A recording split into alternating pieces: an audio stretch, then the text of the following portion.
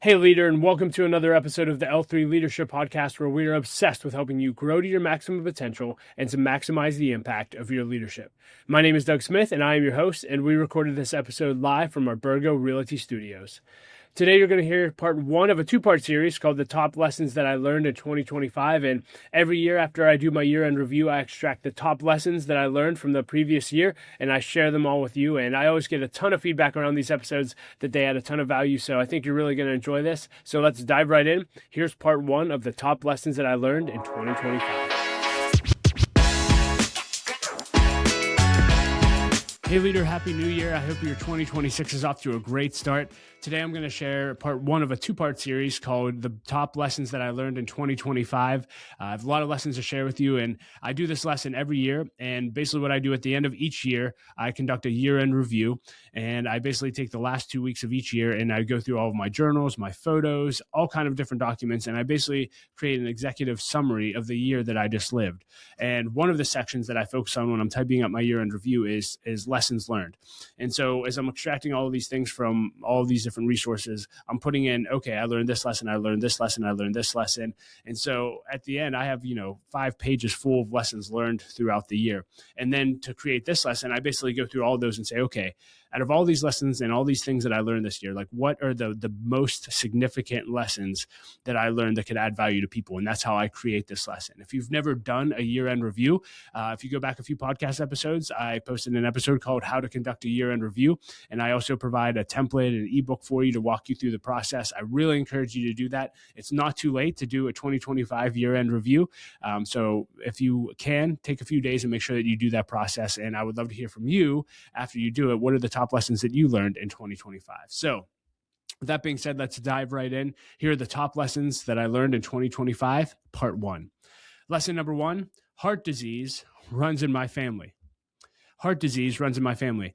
And you might say, Doug, that's the top lesson learned. Like, yeah, this was a significant lesson. And I'm actually doing an entire podcast episode on this coming up in February. So I'll do a deep dive there. And I've also written an article on it on Substack. If you want to go check that out, we'll put a link to that in the show notes. But to give you basically a summary of this lesson, my dad had open heart surgery in June of 2025. And in conversations with him about that, he said, Doug, this runs in our family. And I said, what?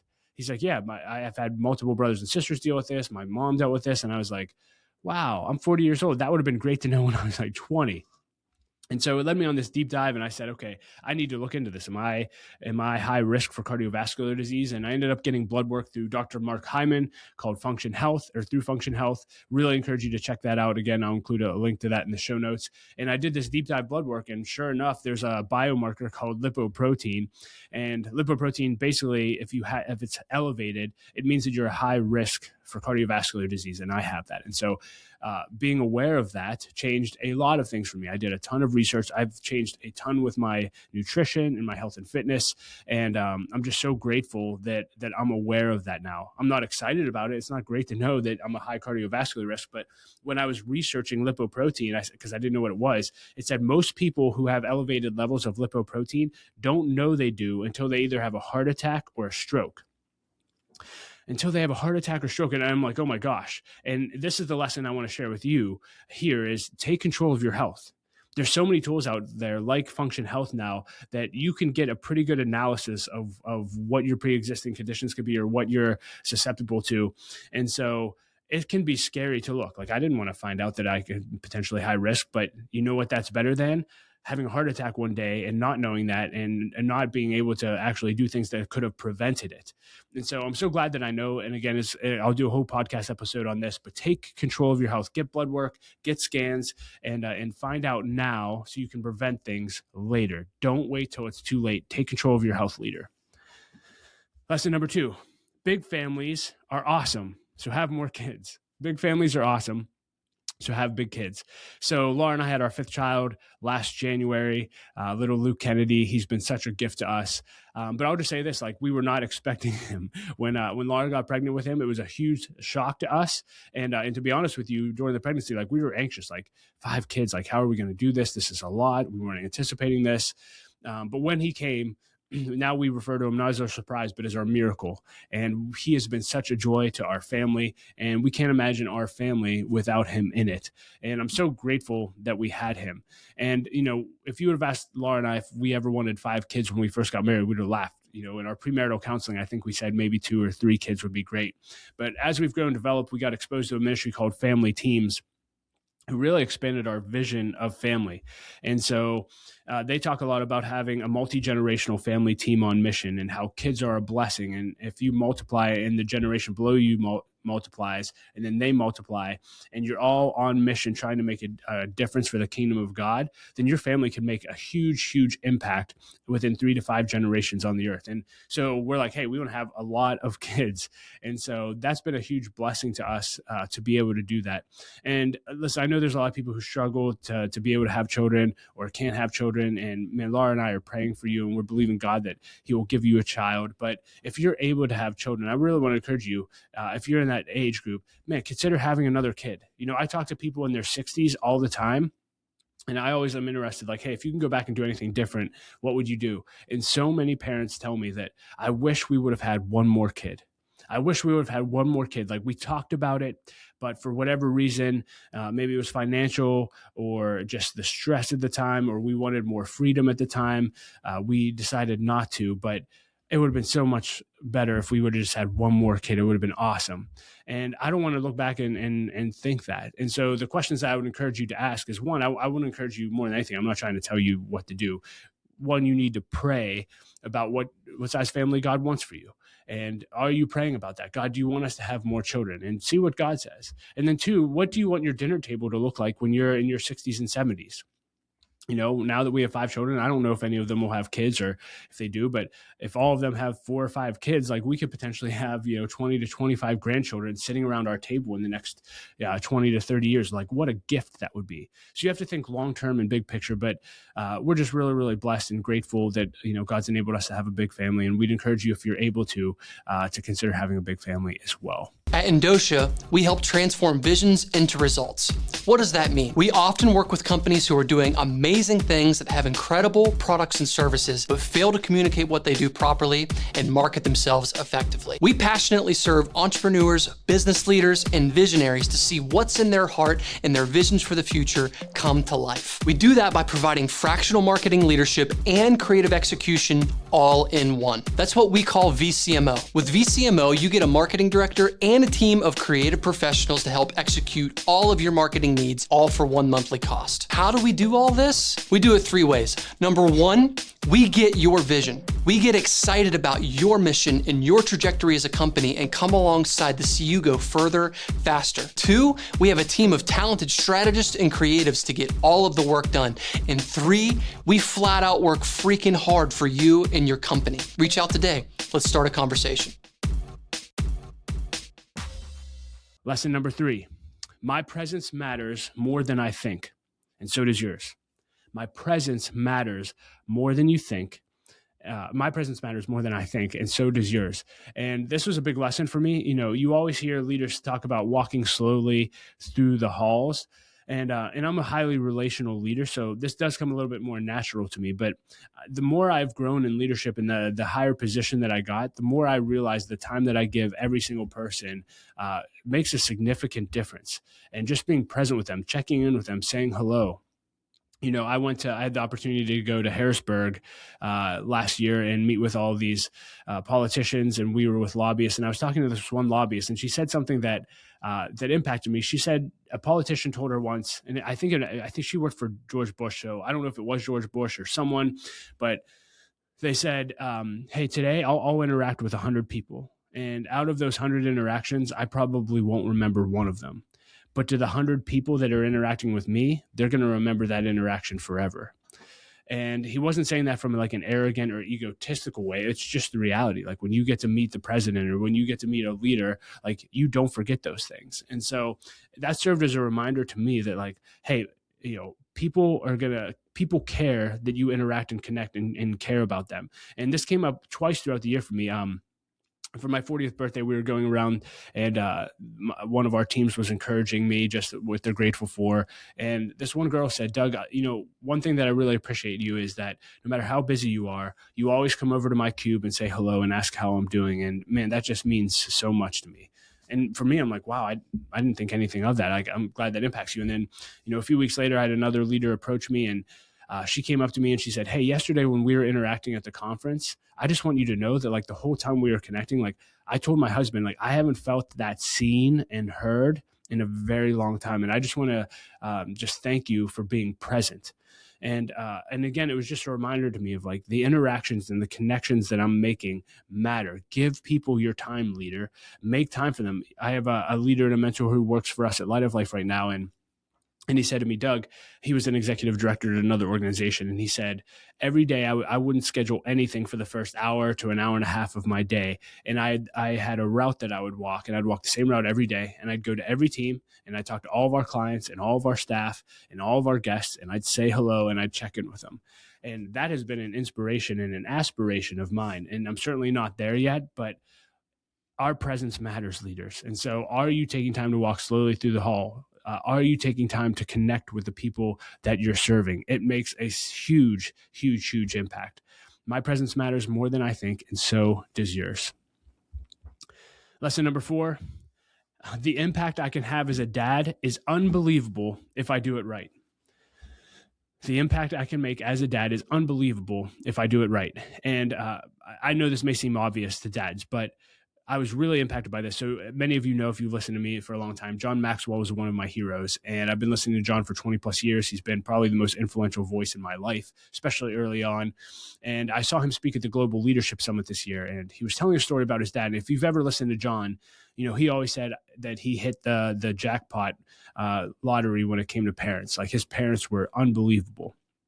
And he often talks about all the lessons that he's learned from his dad. Well, he said a few years ago, my dad was dying and he was in the hospital, and John actually cleared the hospital room. So, hey, nurses, everything, I just need some time with my dad. Like these are going to be my final moments with him. Like I need time. I'll come out when I come out. So everyone leaves the room. He shuts the door, and it's just him and his dad. And he said for 5 hours, he gave a talk to his dad, or shared with his dad 29 lessons that his dad taught him that have impacted his life, enabled him to make the impact that he's making right now. And I just started crying when I heard that. Like, can you imagine if you're a mom or a dad, the joy that it would bring that you're at the end of your life and on your deathbed, and one of the people that you cherish the most on the earth, your child, is coming to you saying, Mom, Dad, thank you so much. Can I tell you the impact that you made on me? Can I tell you the lessons that I learned from your life, not just from what you taught me, but by what you modeled? Man, that set a goal for me in my heart. Like that is my hope, that when I'm on my deathbed, that my kids will surround me and say, Dad, let me just tell you about the impact that you made. Let me tell you about the lessons that we learned through your life. Thank you so much for setting us up for the lives that we're living. Like I can't imagine anything better. And so just remember, moms and dads, it can get so busy with everything going on, all the activities. Just remember, the most important thing is to connect and develop with your kids, because one day you will be on your deathbed, and the impact that you made on your kids, that's an opportunity for them to share that with you. And so make sure that moment is as special as it was for John and his dad. The impact you can make as a mom or dad is unbelievable if you do it right. Lesson number 5, we must progress and conserve. We must progress and conserve. I don't talk about politics a lot at all on the podcast, et cetera, but it is an area that I'm interested in. Obviously, we live in a very divided country politically. And a friend of mine encouraged me to watch this video. And the video was by Phil Vischer, who's the creator of VeggieTales. And the video was called, Why Do Black Christians Vote Democrat and Why Do White Christians Vote Republican? Very, very interesting video. At the end of the video, Phil made a comment, and it has just stuck with me in my head. He said, the Bible calls us to hold on to what is good, conserve, while also working towards what is best, progressing. To conserve, we need to conserve and to progress, and neither party lines up very well with that. And this has just been how I've been approaching, politics. I actually wrote an entire Substack article that you can read on this subject, but I've just realized that we need both, and we need to come together around the table and have real conversations, because there are things that we need to hold on to of our past. We don't just need to blow everything up. There's things that we've done that are very good that should carry on to the future. But there's also a lot of things that are not just and that need to be better and that need to make earth look a lot more like heaven. And we need to progress those things. And so how do we do that together? And the only way we do that is if we start having conversations with together around the table at dinners. And so who are you meeting with, leader, that doesn't think like you, that's on the opposite side of the aisle with you? Who are you meeting with, and what are you learning from them? And what are you guys doing together to actually make a difference? This is huge. We must progress and conserve. And I'd really encourage you to check out that video and the article that I wrote. I'm not going to dive a lot on that, but I just love the thought and wanted to leave it with you. Number 6, one day you'll become a king, and it's not for what you think. One day you'll become a king, and it's not for what you think. And for me, one of the most influential books that I read this year was Fathered by God by John Eldredge. And if you've never read any of John Eldredge's books, can't encourage you enough to do that. All of them are fantastic. He wrote another one that really impacted me this year called Experience Jesus, Really. Really recommend that as well. But Fathered by God, it's primarily a book for men. So if you're a man listening to this, I'd really encourage you, buy this. This is a must read. And he walks through the seasons of manhood. And one of the seasons is king. And he basically says in the book, he said, in your 40s, you become a king. In other words, he said, you get to lead something significant. He said, but you become a king to become servant of all. You give your life away. And he said, you can tell how good a king is by whether or not the people they serve are flourishing. And this was really, really interesting to me. Again, I just turned 40 years old, and I'm in a significant leadership position now, and I feel like I'll continue to be in significant positions in the future. And I feel like I'm just leaving the stages prior to kingship in the Father book is warrior and then lover. And so I feel like I'm in the end season of those stages, and I'm getting ready for kingship. And, when he talked about kingship and getting ready to lead something significant, when you're a young leader, I think you aspire to be a king. You want it. It's just, hey, I want to be the CEO. I want to be in the corner office. I want to lead. I want to lead. I want to lead. And that's the warrior stage. You're fighting all these battles in hopes that you keep getting promoted till eventually you can become a king. But he said the interesting thing, which I just, talked about, was kingship is something that should be reverence, like a reverential fear of God, of God, I can't believe you potentially are going to trust me to lead something like this. I need you. And if there's any other way, if there's anything else I could do, let me do that. But if you're going to call me to do this, God, I need you. I'm not going to be able to do it in my own strength. I need you to equip me and grace me to be the king that you've called me to be. And that's really been my prayer of God, when you were preparing me for that, whatever I step into leadership wise, Lord, would you just make sure that I'm equipped? Because what I loved is he said, you can tell how good a king is doing by whether or not the people are flourishing. And I don't know about you, but I want to be a king or a leader that the people flourish under. I want people's lives to be better because of what I was able to lead. And so that's my prayer. And so one day you'll become a king, but it's not for what you think. Becoming king isn't about the corner office. It's not about having a great job title or making money or anything like that. It's all about serving people. One of my favorite leadership quotes is Gerald Brooks, and he said, leadership is losing the right to think about yourself. Leadership is losing the right to think about yourself. And it's actually true. The higher up you go, the less you can think about yourself and the perks and all that. And it's all about making the organization better and the people that you serve better. So again, one day, leader, you're going to lead something significant, but it's not for what you think. And make sure that you handle that with a reverential fear and surrender that to God so he can use you in a significant way. Number 7, I believe, not everything is a battle to be fought or won. Not everything is a battle to be fought or won. And this is another lesson from Fathered by God. And he said, when you start to get to the end of the warrior stage, again, when you're in a warrior stage, it's usually from your 20s to your mid 30s, everything's a battle. You are fighting everything. You're doing everything you can to grow and develop. But eventually you get to a point when you're getting ready for kingship where you recognize that I don't have to fight every battle. And you need to be more selective about the battles that you fight. And I think that was just when I read that lesson, why it impacted me so deeply, is it was just a relief to me as someone who's been fighting, and I have a tendency to want to perform and want to prove myself. I've shared before when I was going through a tough mental health season, a mentor of mine said, Doug, when you were in your teenage years, you basically watched your mom die slowly over the course of 5, 6, 7 years, and you medicated your pain through drugs and alcohol. He goes, but then you got saved, which is great, and you changed your life around, but then you just started medicating through performance.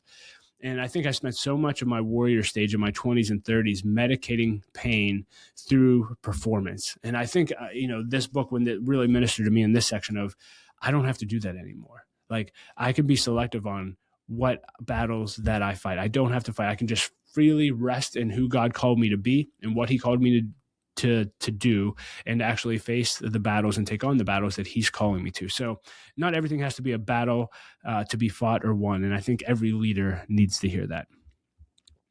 Lesson number 8, want more for people than you want from them. Want more for people than you want from them. And I heard one of my heroes and spiritual fathers, John Nuzzo, interview a guy named Kevin Myers, who is the founding pastor of 12 Stone Church. And he was telling the story of how his church grew and ended up growing to like thousands and thousands of people. But for a long time, it was very small. And he was actually at a point where he was going to quit. And he ended up spending some time with God, and God dealt with his heart. And he spoke to Kevin. He said, Kevin, I can't build the kind of church I want to through you for several reasons, but one of them is that you want more from people than you want for them. You want more from people than you want for them, and it needs to be the opposite. And that statement has just stuck with me. Like, in every interaction that I have, I never want to be a taker. I want to be a giver. I want to be a person who I want more. And I'm naturally wired like this, but like when I heard that statement, I'm like, yes. Like, God, help me to live like that. Like, I hope everyone I interact with feels like that I want more for them than from them. And it's such an awesome free way to live. My mother-in-law always used to say that the secret to life is to give your life away. And that's so true. So give your life away, leaders, to people. Make other people's lives better. Zig Ziglar said it best. He said that you can get everything you want in life if you just help enough other people get what they want first. So good, leaders. So want more for people than you want from them. Number 9, you must be the voice of leadership, not just the position of leadership. You must be the voice of leadership, not just the position of leadership. And there's been many times in my leadership journey, and even in the last year, where I haven't spoken up when I should have. And usually it's because I don't believe what I'll say is actually going to make a difference. And so I get frustrated and I just get passive aggressive and I hold it in, which is not healthy at all. But several times throughout this year, I had people come to me and they're like, hey, I was in that meeting with you, or I was expecting you to say something. Like, basically people were like, we're looking to you to speak up. Like, speak up, speak. We want to hear what you have to say. And leader, when you're not the voice of leadership and you're just the position, someone else's voice is going to take leadership precedence in people's lives. And so I'm just really being challenged in my life that I need to speak up, and speaking up and being a voice of leadership is a huge part of the leadership package that you signed up for. And so leaders, just speak up.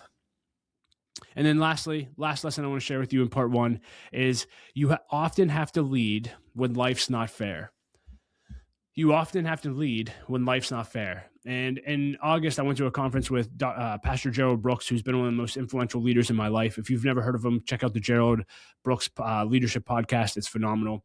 But he did a lesson called Leading When Life's Not Fair. And it was so good. And I'll just share some of the highlights because I thought this was so good. But he started talking about Joseph's life in the Bible. And he said, 10 out of the 14 major events in Joseph's life were not fair, and they were not good. There was only 4 good things that happened to him. And he ended up saying in life and in leadership, oftentimes there's a lot more bad than there is good. But the reality is that's just the reality of leadership. You often have to lead when life and leadership is not fair. And so he listed some examples of things that can be unfair as a leader. When people can talk, but you can't. As a leader, you can't tell everyone everything. You can't give people all the context for why a decision was made and what happened here. Like, you just can't talk, but people can. Like, that's not always fair in leadership. He said, when you're fighting battles at home and you still have to show up and lead anyway. Again, we're all facing battles in our lives personally. And just remember that, like, the people that you lead and serve, like, they all are going through personal things too. So just remember that. But regardless of whatever you're going through, you still have to show up and lead. Number 3, when people pretend to be expert at things they've never done themselves. Number 4, he said, when you do stuff and get no credit. Or number 5, when you plan based on what others tell you, only for them not to follow through. The reality is leadership's a contact sport, and there's going to be a ton of things that come our way that aren't fair, that are tough, and they're going to be challenging leadership seasons. But the key is, what do you do when life is not fair or leadership is not fair? And ultimately, he just said, you have to live for an audience of one. He said it's just part of the reality, but we have to remember why we're leading and who we're leading for. Why are we leading? We're leading because we want to make earth look a lot more like heaven. We're leading because we want to advance the kingdom of God. If you're a Christian leader, you're leading, like, why are you leading and who are you leading for? I'm leading for God. I'm not leading for other people. I'm leading because I want to advance his kingdom. And he said, at the end of the day, you just have to remember, if you get to the end of your journey and God smiles on you and God says, well done, good and faithful servant, then that's it. Like that's all you need. Live and lead for an audience of one. Because if he smiles on you, all the unfairness will have been worth it. And so, leaders, just a great reminder that you're going to lead, and life and leadership won't be fair, but that's okay. It's part of the package that you signed up for. Just keep leading for God. I say it all the time, and I end every episode with the quote, but don't quit. Keep leading. The world desperately needs your leadership. So that's going to wrap up part 1 of the top lessons that I learned in 2025. I hope these added value to you. If you don't follow the podcast already, make sure you hit the follow button. If this added value to your life and you can think of leaders it would add value to, make sure that you share it with them. And I'll be back next week with part 2 of the top lessons that I learned. Hope you have a great week. See ya. Well, hey, leader, thank you so much for listening to the top lessons that I learned in 2025, part 1. If you enjoyed this, again, part 2 will be coming out next week, so make sure you look for that as well. And as always, there are links to everything that I mentioned in the show notes below, so make sure that you check those out as well. I want to give a special thanks to our sponsor, Andosha Marketing Solutions. They are the producers of this podcast, and if your organization needs marketing expertise, I wholeheartedly recommend their services. You can learn more about that at andosha.com. That's ANDOCIA.com. And as always, leaders, I like to end every episode with a quote, and today I'll quote Gerald Brooks, who said this. He said, leaders are drawn by standards. You can get followers without standards, but you cannot get leaders without standards.